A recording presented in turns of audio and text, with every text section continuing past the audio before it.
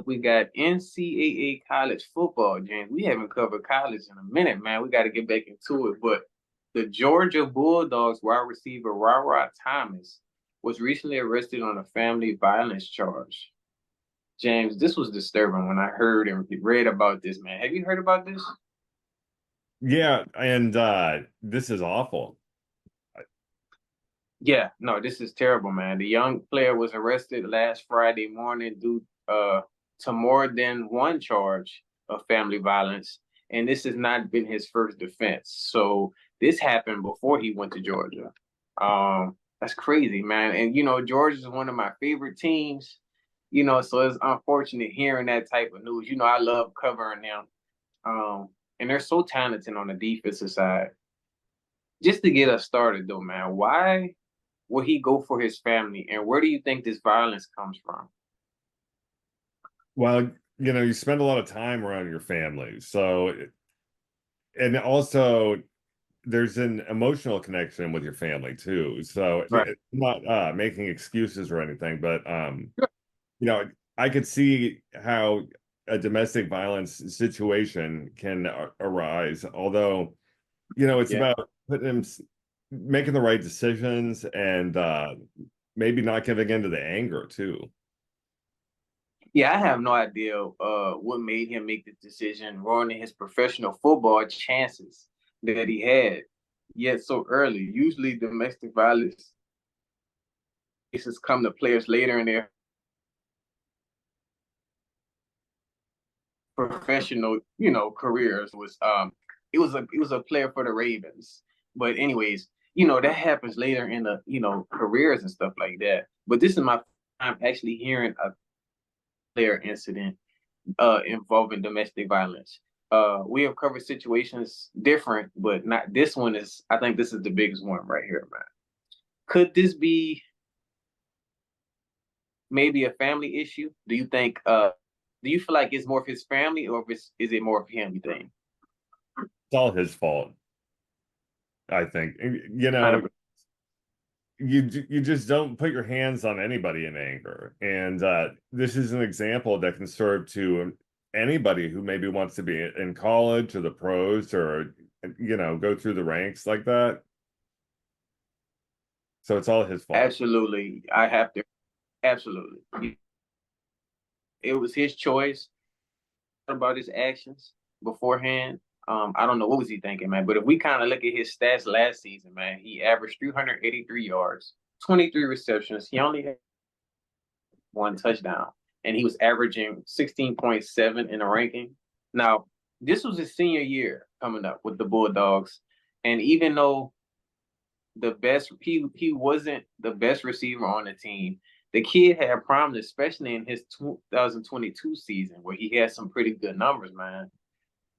It's just it's sad to hear those type of things where it's a lot of people that wish they had his spot, and you're just kind of like the whole John Moran situation. You got millions of dollars you're doing, but you're just doing careless things. It doesn't make any sense. If we kind of look at his first case scenario, so the first one happened last year in January, at a University of Georgia at that school, and the police accused him of felony false imprisonment because he detained a person standing in front of their dorm room and blocking the exit, telling the victim that she could not leave and leaving bruises and marks. So he's on a different type of level, James. I mean, not letting people leave their dorm room, and this is crazy. I'm not gonna lie, this is something really I never heard of nothing like this. Um, this activity started obviously from Mississippi though, because that's where he went to school first. Um, how bad does this look for the city of Mississippi and the schools there? Well, I think it's more so about the individual than the schools. But I was just thinking at really every level of school, anger management could be a class that they could consider, or at least put it in sports, because you know, let's avoid things like this in the future. Yeah, especially now, this situation right here should definitely kind of open doors for like anger. This looks bad though, man. And investigate is gonna have a lot of people investigating colleges, more unnecessary stuff going on. Not only that, but makes Alabama look bad, especially because you know the famous college team, Alabama State over there. But I don't like I said, I don't think they're claiming him anyway. So I mean, it is what it is. But since it's family involvement charges, um, I know they're gonna probably kind of question Alabama at first. Definitely gonna be kind of crazy over there. If we kind of look at all his charges, so he has the cruelty to children, family violence. He has the second degree felony and two misdemeanor counts of battery, family violence.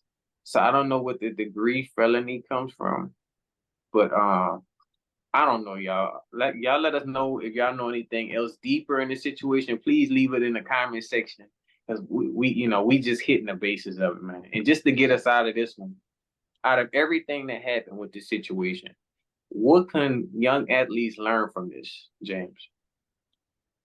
I think that, they can learn that by making the right decisions, they'll be able to make their future brighter, for sure. Uh, and just to kind of add on some spice to what you're saying, don't let anyone or anything stand in the way of your future, man. I mean, every decision we make affects our future. Rara, he didn't think the situation through. Making emotional decisions is always end up in chaos.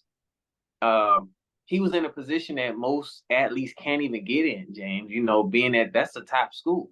Georgia is one of the biggest schools. Um, and he could have possibly been drafted easily, been able to help this family.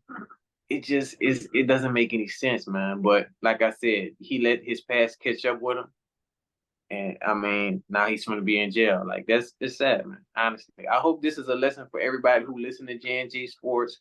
If you're a young athlete player, make the right decisions for sure.